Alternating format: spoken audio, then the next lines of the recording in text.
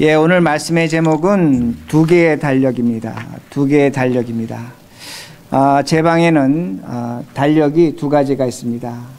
아마 여러분도 하나씩 다 갖고 계시는데 그 교회에서 만든 세상 달력입니다. 2019년을 1월 달부터 12월 달까지 나눠놨고 그리고 날짜를 이렇게 기록한 그 달력이 있습니다. 그 달력은 사람들이 만든 태양력입니다. 그 달력을 여러분들 갖고 계십니다. 그리고 제 방에 또 하나의 달력이 있는데 이건 우리 교단이 만든 달력입니다. 교단이 만든 달력인데 오늘이 12월 30일이지만 그 달력에는 뭐라고 기록이 되어 있냐면 예수님 성탄 후 첫 번 주일이라고 그렇게 기록이 되어 있습니다. 제가 좀 전에 말씀드린 그 교회 달력은 세상의 시간을 씁니다. 그러나 예수 그리스도의 일생을 한 년으로 1년으로 담아서 계속 쓰는 달력이 바로 제가 쓰고 있는 달력입니다. 그러게 그 달력을 보면 성탄절이 나오고 그 다음에 예수님이 오시는 그 주연절이 나오고 사순절이 나오고 그 다음에 고난주간이 나오고 성령 강림이 나오고 대강절이 나오고 성탄이 나옵니다. 그것이 우리의 달력입니다. 우리 믿는 자의 달력이란 말씀이 됩니다. 그러기에 우리에겐 두 개의 달력이 있다는 겁니다. 하나는 여러분이 집에 가서 놓고 쓰시는 달력이 있고 또 교회가 그리스도의 일생을 놓고 만들어 놓은 그런 달력이 있습니다. 오늘 우리는 우리들이 정해 놓은 시간, 우리의 달력이 있는데 그것을 어떻게 측정하느냐? 기계가 있습니다. 그걸 시계라고 합니다. 시계라는 기계로 우리는 한 해가 가고 한 해가 오는 것을 측정합니다. 그러게 2018년을 아쉬움으로 보내고 2019년을 희망으로 우리는 받아들입니다. 이것이 바로 세상이 갖는 달력의 의미가 됩니다. 그러나 제가 좀 전에 말씀드린 것처럼 우리가 갖고 있는 달력, 그리스도의 달력은 예수 그리스도의 십자가의 죽음과 부활로 만들어진 그 삶을 쫓아가는 그 달력으로 그 시간표로 우리는 살아가게 됩니다. 그러기에 우리에게는 두 개의 달력이 있다는 말씀이 됩니다. 오늘 본문은 우리에게 달력을 알려줍니다. 어떤 달력을 사용해야 될 것인가? 그 달력의 내용을 알려줍니다. 오늘 제가 먼저 본문의 그 배경 말씀을 간단하게 설명드리면 당시에 이스라엘은 남과 북으로 갈라져 있었습니다. 우리 조국과 현실이 똑같았습니다. 북쪽을 북이스라엘이라고 했고 남쪽을 남유대라고 했습니다. 남쪽의 왕이 지금 누구냐면 아하스라는 사람입니다. 그가 남쪽 유대의 왕입니다. 그런데 그는 하나님 보시기에 굉장히 악한 왕이었습니다. 좋지 않은 사람이었습니다. 왜 그러냐면 그는 하나님을 의지하기보다 세상을 의지했습니다. 자기의 나라, 즉 남쪽 유대가 북이스라엘로부터 동족으로부터 공격을 당하니까 살아남기 위해서 아수르라는 나라와 동맹을 맺고 북이스라엘을 쳐서 없애버리려고 합니다. 그 의도를 알아차린 북이스라엘은 어떻게 하냐면 아수르의 적국인 바빌론과 동맹을 맺습니다. 그리고 남쪽 유대를 공격하러 갑니다. 그 상황 속에서 하나님께서 뭐라고 말씀하시냐면 오늘 이사야서 7장 그 전반절에 나오는데 우리 읽지는 않았습니다. 내용은 이겁니다. 하나님이 아하스에게 뭐라고 말씀하냐면 너 65년 후에 내가 저 북쪽의 북이스라엘하고 그 동맹국가를 없애버리겠다. 그러니까 너는 나를 믿어라. 이렇게 말씀하십니다. 근데 아하스 입장에서는 65년을 기다리는 것이 지루했습니다. 믿지 못하겠다는 겁니다. 그러기에 하나님께서 다시 11절에 이렇게 말씀하십니다. 11절 오늘 본문 너는 내 하나님 여호와께 한 징조를 구하되 깊은 데에서든지 높은 데에서든지 구하라 하시니 하나님이 그러면 너가 내 말을 믿기를 원한다면 기적을 요구하라. 근데 그 기적은 이 세상에 시시한 것이 아니라 낮은 곳, 이 낮은 곳은 수올이라는 히브리어 단어를 썼는데 지옥입니다. 높은 곳은 하늘입니다.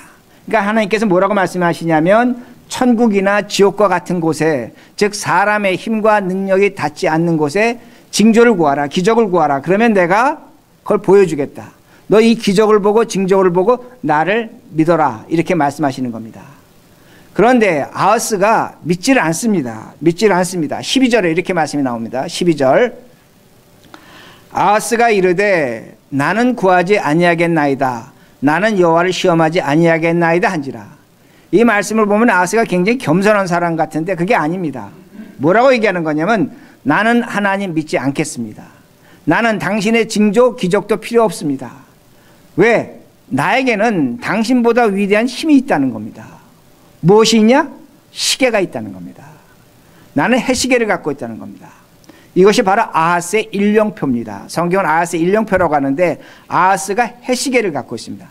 나는 이 해시계를 갖고 있기 때문에 당신을 믿을 필요 없습니다. 당신 믿지 않겠습니다. 그렇게 얘기합니다. 자, 이사야서 38장을 보면 아하스의 해시계가 나오는데 그 아하스 아들이 히스기야입니다. 히스기야가 병들어서 죽게 됐을 때 하나님께 나가 간절히 기도합니다. 하나님 저를 살려주십시오. 그러면서 하나님께서 그래 내가 너를 살려주겠다. 내가 너에게 15년의 생명을 더 주겠다. 그 대신 내가 하나의 징조를 기적을 보여줄 텐데 그것이 뭐냐면 너 아버지가 갖고 있던 아하스의 해시계를 내가 10도 뒤로 물러가게 하겠다는 겁니다. 이 말씀 뭐냐면 시간을 내가 뒤로 밀어버리겠다는 겁니다. 그리고 이 징조로 이 기적으로 그 히스기야는 15년의 생명을 연장할 수 있었습니다. 성경이 가르쳐주는 것이 뭐냐면 하나님이 시간을 창조하셨다는 겁니다. 하나님이 시간을 창조하셨다는 겁니다. 여러분 성경을 보면 창세기에 하나님께서 빛과 어둠을 창조하셨습니다. 그리고 그 다음 절에 보면 하나님이 낮과 밤을 창조하셨다고 말씀합니다. 여러분 낮이라는 것과 밤이라는 건 시간이 있는 겁니다. 기간이 있는 겁니다. 하나님이 시간을 창조하셨다는 겁니다. 그런데 하나님이 시간을 창조하셨는데 사람들이 해와 달을 보고 그 기간, 그 시간을 정합니다. 그것이 12달이 나오는 것이고 날짜가 나오는 것이고 시간이 나옵니다. 사람이 뭘 만들어놨냐면 하나님이 창조하신 시간 속에 기계를 만들었는데 시계라는 기계를 만들었다는 겁니다. 시계라는 기계는 시간을 측정할 수 있는 것이 됩니다. 아하스는 해시계를 갖고 있다는 겁니다. 해시계를 갖고 있기에 나는 하나님 믿지 않겠습니다. 나는 당신이 필요 없습니다. 그럼 여러분은 질문하실 겁니다. 아니 그 시계가 뭐가 대단하기에 하나님 믿지 않고 징조도 필요 없다고 그렇게 말하는가? 아닙니다. 여러분 고대 사회에서는 시계가 엄청난 역할을 했습니다. 여러분 시계를 갖고 있으면 뭘 알 수 있냐면 언제 씨를 뿌리고 언제 추수할 때를 알았습니다. 해의 모양을 보고 그렇게 결정할 수 있었습니다. 예를 들자면 시계를 갖고 있으면 해 뜰 때와 해 질 때를 알 수가 있었습니다. 그리고 그 밤의 시간을 백성들에게 알려주어서 언제 너희가 일어나서 일을 나가라. 언제 너희가 시간이 되면 돌아와라. 백성을 통치하는 것이 바로 시계였습니다. 굉장히 중요한 겁니다. 통치 수단의 절대적인 신적인 어떤 예언적 기능을 갖고 있는 것이 시계였습니다. 그러기에 그 시계를 나는 갖고 있기 때문에 하나님을 믿지 않겠다 그렇게 말합니다. 제가 이렇게 설명해도 그게 뭐가 대단합니까? 아닙니다. 여러분 시계 굉장히 중요합니다. 고대 사회에서는. 여러분 인류 역사를 볼 때 시계가 있는 것과 없는 것으로 나눠집니다. 여러분 시계가 없을 때는 교회가 세상을 지배했습니다. 시계가 없을 때는.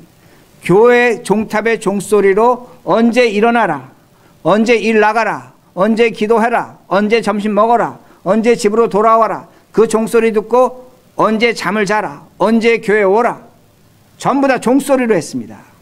그때는 교회가 종이라는 시계를 갖고 세상을 지배했습니다. 그때 사람들이 시계를 만들었습니다. 시계를 만들자마자 사람들은 높은 곳에마다 시계탑을 세웠습니다. 시계를 보는 겁니다. 이제는 더 이상 교회 종소리 들을 필요 없는 겁니다. 그 시계탑의 시계를 보고 역사의 특징이 뭐냐면 세상이 교회에서 벗어나기 시작합니다. 그러기에 시간은 독립을 의미합니다. 제가 일부 시간에 잠깐 말씀드렸지만 북한의 김정은이 얼마 전에 여러분 기억나십니까? 시간을 바꿨습니다. 우리 시간은 지금 어디에 속해 있습니까? 일본에 속해 있습니다. 우리는 경제적으로 정치적으로 독립했지만 시간적으로는 아직도 일본에 예속된 나라입니다. 그러기에 북한의 김정은이 시간을 독립하겠다는 겁니다. 일부 예배 끝난 다음에 어떤 분이 저한테 찾아오시 이승만 정부 때 시간을 독립했다고 말합니다. 그러나 박정희 정권이 들어와서 세계화가 되면서 시간이 다시 그쪽으로 간 겁니다. 그러므로 시간이라는 건 독립을 의미합니다. 여러분도 마찬가지입니다. 오늘 여러분 만약에 시계가 없었다면 교회에 올 수 있습니까? 우리가 이렇게 예배 드릴 수 있습니까? 못합니다. 여러분 시계를 갖고 있기 때문에 여러분 사업하는 겁니다. 가정을 일구어 나가는 것이고 여러분의 생계를 유지한다는 말씀이 됩니다. 시계가 없으면, 시간이 없으면 모든 것이 정지된다는 겁니다. 엄청난 혼란에 빠진다는 겁니다. 여러분도 시계에 따라 일어나서 일하고 사람 만나고 사업하고 출장 가고 시계에 따라서, 시간에 따라서 삽니다. 그러기에 오늘날 우리는 시간의 노예입니다.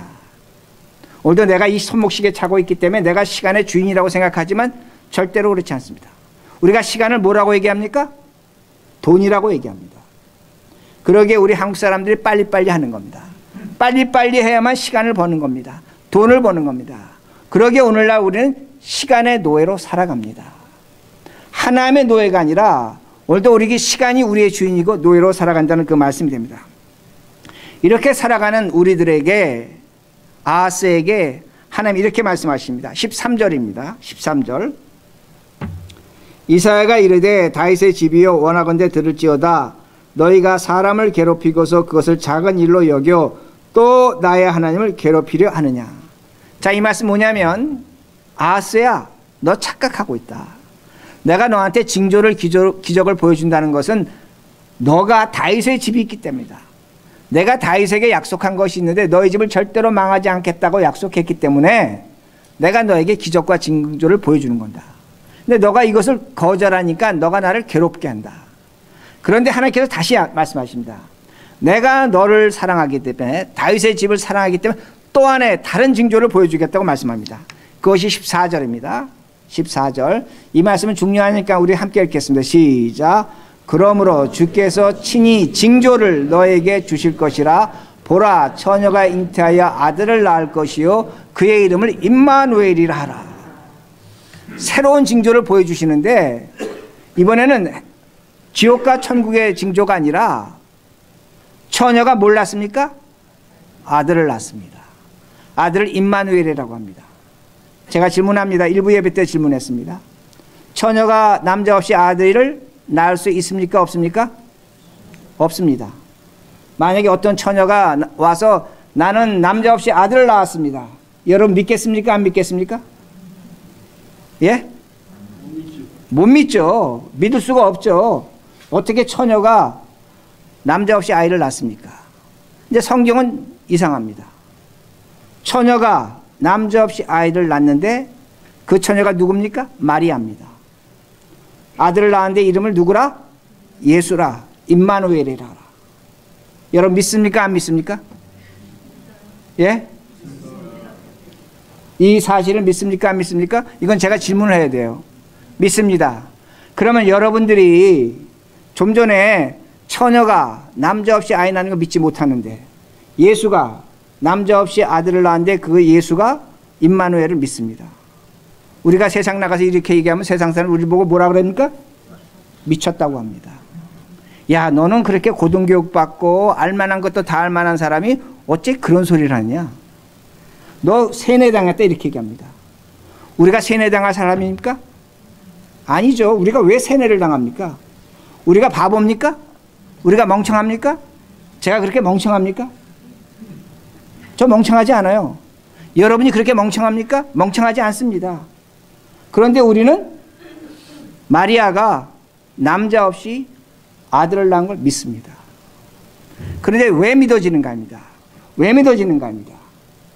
이유는 하나입니다. 아들의 이름이 예수입니다. 아들의 이름이 임마누엘입니다. 이것 때문에 믿어지는 겁니다. 제가 첫 번째부터 얘기합니다. 첫 번째, 처녀가 남자 없이 아들을 낳았는데 그 이름을 예수라고 합니다. 예수는 아버지가 있습니다. 어머니가 있습니다. 요셉과 마리아가 있습니다. 형제가 있습니다. 가장 중요한 건 뭐냐면 예수는 시간의 지배를 받았습니다. 그러기에 그는 배가 고팠고 그는 슬펐고 그는 화도 났고 때론 그도 심한 욕설을 했습니다. 그는 사람에게 배신도 당했습니다. 그가 예수입니다. 예수는 시간의 지배를 받았습니다. 두 번째, 처녀가 남자 없이 아들을 낳았는데 그의 이름 임마누엘이라라. 엘, 하나님. 하나님이 우리와 함께 하시답니다. 그 예수는 하나님이라고 합니다. 성경을 보면 그 예수는 우주 만물을 창조하셨다고 말씀합니다. 그는 시간을 창조하셨습니다. 그는 시간을 창조하셨습니다. 아주 중요합니다. 그러기에 그는 죽은 자를 살렸습니다. 시간을 창조했기 때문에 죽은 자를 살려냈다는 겁니다. 그는 무리를 걸었습니다. 그리고 그 예수는 시간을 지배하셨기 때문에 그 자신이 십자가에서 죽고 부활했다는 말씀이 됩니다. 시간을 지배했다는 겁니다. 근데 문제가 생겼습니다. 어떤 문제가 생겼냐면 예수가 사람들에게 맞는 말을 했습니다. 뭐라고 맞는 말을 했냐면 나는 하나님이다. 하나님의 아들이다. 사람들이 믿을 수가 있습니까? 없습니까? 믿지를 못했습니다. 그러니까 너 미쳤다. 너는 죽어야 한다. 그래서 그 예수를 십자가에 끌고 가서 못 박아서 죽였습니다. 분명히 역사적인 사실입니다. 중요한 건 이겁니다. 예수가 십자가에 죽을 때 무엇으로 죽었습니까? 사람으로 죽었습니다. 이제 여러분 이걸 대답하셔야 됩니다. 예수가 십자가에 죽을 때는 사람으로 죽었습니다. 그런데 그 예수가 십자가에 죽고 부활할 때는 무엇으로 나타납니까? 성경 뭐라고 가르쳐 줍니까? 하나님의 아들이라고 말합니다. 우리 주 예수 그리스도라고 그렇게 얘기합니다. 중요한 사건이 나타나는데 십자가의 사건으로 말미암아 사람이 죽고 십자가의 죽음과 부활로 말미암아 그 예수는 하나님이라고 성경이 가르쳐 주는 겁니다. 예수는 사람이며 하나님이라는 겁니다. 그는 분명히 시간을 창조하셨습니다. 그러나 시간의 지배를 받으셨습니다. 그러기에 그가 죽은 자를 살렸지만 그 자신의 십자가에 죽을 때 사람이기 때문에 나는 심히 목이 마르다 그렇게 얘기했다는 겁니다. 사람이지만 하나님이라는 겁니다. 그 예수는 하나님에게 뭐라고 말씀하시냐면 원수를 사랑하라. 7번씩 7번씩 용서해라. 그러나 그 예수는 사람이기 때문에 어떻게 했습니까? 바리새인과 사두개인들 보고 마음에 맞지 않는 사람들에게 심한 욕설도 하셨습니다. 화도 나셔서 물건을 팽개치셨습니다. 여러분 예수는 하나님이지만 동시에 사람이라는 겁니다. 이걸 분명히 가르쳐 줍니다. 제가 왜 이렇게 길게 설명하냐면 중요한 것이 나오기 때문입니다. 자, 제가 우리 교회에서 여러 차례 설명했는데 예수님의 시간은 무슨 시간? 크로노스, 사람의 시간, 카이로스, 하나님의 시간, 정점에 서 계신 겁니다. 이게 십자가가 됩니다. 근데 제가 오늘은 여러분들에게 예수를 수학적으로 설명합니다. 수학적으로 설명합니다. 예수가 사람이고 예수가 하나님이라면 극과 극입니다. 도저히 만날 수 없습니다. 수학에서 극과 극이 뭘로 나타납니까? 플러스하고 마이너스입니다. 그렇죠? 플러스하고 마이너스, 플러스는 더하는 것이고 마이너스 빼는 겁니다. 너무나 성질이 다른 겁니다. 그런데 플러스하고 마이너스가 합해지면 뭐가 됩니까? 제로. 그렇죠? 제로가 됩니다. 자, 제가 이렇게 예를 듭니다. 블룸버그가 뉴욕 시장할 때 뉴욕에 아주 트래픽 잼이 많이 생기니까 블룸버그가 자동차 라이센스 플레이트 따라서 짝수 이븐 넘버 때 맨하탄에 들어와라. 홀스 넘버 때 오드 넘버로 들어와라. 이렇게 했습니다. 근데 사람들이 라이센스 플레이트 넘버 마지막 번호에 제로가 있었습니다. 제로는 짝수입니까? 홀수입니까? 일부 예배 때 어떤 분은 짝수요 그러시라고. 또 어떤 분은 홀수요 그러십니다. 짝수입니까? 홀수입니까? 아니에요. 제로는 짝수도 아니고 홀수도 아닙니다. 제로는 개념의 숫자입니다. 제로는 nothing, 없다도 되지만 something, unlimited, 무제한의 숫자를 제로로 포함합니다. 그러게 제로는 숫자가 아닙니다. 그건 개념입니다. 그러니까 제로라는 숫자는 뭐냐면 있는 것이지만 없다는 말씀이 됩니다.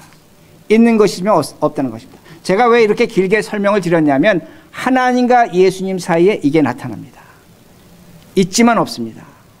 예수님이 십자가에 못 박히실 때 엘리 엘리 라마 사막다니 하셨습니다. 나의 하나님 나의 하나님 어찌하여 나를 버리시니까. 예수님이 십자가에 죽으실 때 하나님이 나타나셨습니까? 안 나타나셨습니까? 안 나타나셨습니다. 완전히 버림을 당하신 겁니다. 예수가 십자가에 죽을 때 사람으로서 하나님은 그 자리에 계시지 않았습니다. 그러게 왜 하나님 나를 버리셨습니까? 하나님 그 십자가에 죽은 예수에게 나타나지 않았습니다. nothing입니다. 왜? 하나님은 의로우시기 때문에 죄의 자리에 가실 수가 없습니다. 아무리 위대하시고 거룩하신 하나님이라 할지라도. 그런데 하나님의 입장에서 생각하라는 겁니다. 하나님의 입장에서 예수님이 십자가에 죽으실 때 그 예수는 누굽니까? 하나님의 아들입니다. 그러기에 하나님은 그 예수를 십자가의 죽음에서 부활시키셨습니다. 뭘 얘기하는 겁니까? 하나님이 계셨다는 겁니다. 계셨다는 겁니다. 제가 지금 여러분에게 뭘 말씀을 드리냐면 하나님은 없는 것 같지만 있다는 겁니다. 엘리 엘리 라마 사막다니 할 때 없었습니다. 분명히 없었습니다. 그러나 하나님은 그 자리에 계셨다는 겁니다. 이게 하나님이란 말씀이 됩니다. 오늘도 이덕조 집사님 기도해 주셨는데 2018년에 우리 병들었습니다. 가난했습니다. 어려웠습니다. 힘들었습니다. 절망했습니다. 좌절했습니다. 오늘도 우리 앞에 절망과 좌절이 보입니다. 과연 머릿돌 위에 하나님이 계신가? 없는 것 같습니다. 노력했지만 안 되는 것이 있습니다. 기도했지만 부르짖었지만 되지 않는 것이 있습니다. 하나님 없습니다. 우리 그렇게 얘기합니다. 그때는 없었습니다. 그러나 시간이 지나서 보면 없는 그 하나님, 그 절망과 눈물과 좌절 속에 하나님은 계시는 겁니다. 이게 하나님이라는 겁니다. 오늘도 없습니다. 분명히 저는 얘기합니다. 우리에겐 하나님 없습니다. 그러나 분명한 건 뭐냐면 하나님은 계신다는 겁니다. 제가 지하실에 이 공구방에 들어갈 때 있습니다. 그 방에 들어가면 빛 하나 안 들어옵니다. 정말로 깜깜합니다. 제가 오래 있어도 앞이 안 보입니다. 근데 한순간에 제가 불을 켜면 모든 것이 한꺼번에 다 나타납니다. 없는 것 같지만 있다는 말씀이 됩니다. 이게 하나님이라는 겁니다. 그러므로 하나님은 분명히 계십니다. 분명히 계신데 때로는 없는 것 같은데 정말로 없습니다. 그러나 하나님 계시다는 겁니다. 그리고 16절 보세요. 왜 이것이 중요한 겁니다. 16절 대저 이 아이가 악을 버리며 선을 택할 줄 알기 전에 내가 미워하는 두 왕의 땅이 황폐하게 되리라. 하나님은 뭐라고 말씀하시냐면 너 처녀가 남자 없이 아이를 낳는 것을 믿는다면 너가 가장 두려워하는 것, 가장 무서워하는 것, 저 북쪽의 북이스라엘과 그 동맹의 왕을 내가 황폐시켜버리겠다는, 없애버리겠다는 겁니다. 이걸 하나님이 약속하시는 겁니다. 저는 이 말씀이 얼마나 큰 위로가 되고 우리에게 능력이 되는지 모릅니다. 오늘도 하나님은 어디 계시냐? 처녀가 낳은 아들에 있다는 겁니다. 오늘도 우리 깊은 절망이 있습니다. 내를 무너뜨리게 하는 것이 있습니다. 여러분의 자식들이, 여러분의 사업이, 여러분의 인간관계가 우리가 갖고 있는 삶의 내용 속에 여러분을 고통스럽게 하고 정말로 하나님이 있는가? 그 질문할 때가 있다는 겁니다. 내 인생의 미래가 어떻게 될 것인가? 하나님이 과연 나를 도와주시는가? 그런데 뭐라고 말씀하시냐면 처녀가 아이를 낳은 그 예수를 믿으라는 겁니다. 그를 믿으라는 겁니다. 그는 하나님이고 사람인데 그를 믿으면 너가 걱정하고 너가 염려하고 너가 가장 두려워하는 그걸 내가 황폐하게 만들어버리겠다는 겁니다. 없애버리겠다고 그렇게 말씀하십니다. 이게 하나님입니다. 아멘. 여러분 뭐가 두려우십니까? 뭐가 걱정입니까? 여러분의 삶 속에 있는 질병이, 고통이, 우리의 가난이 고통스럽습니다. 저거 없어져야 될 문제입니다. 그러나 하나님 말씀하신 게 뭐냐면 제가 아주 쉽게 말씀드려 예수나 잘 믿으라는 겁니다. 신앙생활 똑바로 하라는 겁니다. 그러면 그 문제는 내가 없애버리겠다고 말씀하시는 겁니다. 오늘 우리의 문제는 뭔 줄 아십니까? 그 문제와 싸우고 있습니다. 그 문제와 씨름하고 있습니다. 아니라는 겁니다. 처녀가 낳은 아들 예수 임마누엘을 믿으라고 그렇게 말씀하십니다. 하나님은 분명히 계십니다. 여기 예배 자리에, 기도의 자리에, 찬송의 자리에, 찬양의 자리에 하나님 이 자리에 계십니다. 여러분의 성공과 감사에 하나님 계십니다. 여러분 기뻐하셔야 됩니다. 하나님 살아계시면 찬양하셔야 됩니다. 그러나 우리는 오늘도 2019년이라는 세상의 캘린더가 다가옵니다. 제가 처음에 말씀드렸지만 그 시간은 우리를 노예로 만들어버립니다. 시간의 노예로, 시간에 제약받고 시간에 의해서 죽어가고 병들고 고통스럽게 만들어 갑니다. 그걸 누가 피할 수 있겠습니까? 그러나 하나님 말씀하시는 겁니다. 그 달력만 보지 말라는 겁니다. 나의 달력, 그리스도의 달력을 보라고 분명히 말씀합니다. 그러게 우리에게 두 개의 달력이 있는 겁니다. 세상의 달력이 있지만 하나님의 달력이 있는 겁니다. 그러게 우리 머릿돌 교회 교우들은 신앙생활을 너무나 열정적으로 하지 마시기 바랍니다. 오해하지 마시기 바랍니다. 동시에 여러분 너무나 신앙생활을 관념적으로 이성적으로 하지 마시기 바랍니다. 우리는 열정도 가져야 됩니다. 뜨거움도 가져야 됩니다. 그러나 동시에 차가운 이성을 가져야 됩니다. 이게 하나님의 달력과 세상의 달력 사이에서 우리가 하나님 없는 것 같지만 있는 하나님을 찾아내는 방법이라는 겁니다. 그러게 제가 말씀을 마칩니다. 제가 질문합니다. 이 질문 답하세요. 여러분 스스로 답하세요. 2019년에 해가 서쪽에서 뜹니까? 동쪽에서 뜹니까? 동쪽에서 뜨죠. 어느 쪽으로 집니까? 서쪽으로 집니다. 분명히 사실입니다. 그러나 기억하시기 바랍니다. 하나님의 달력은 여러분의 삶을 해가 서쪽에서 뜨게 만듭니다. 아멘. 그리고 동쪽으로 지게 하십니다. 이게 하나님의 힘입니다. 없는 것 같지만 있습니다. 기억하시기 바랍니다. 이 말씀을 믿으시고 새로운 2019년을 마음에 준비하시는 우리 모두가 되기를 간절히 바랍니다. 기도하시겠습니다.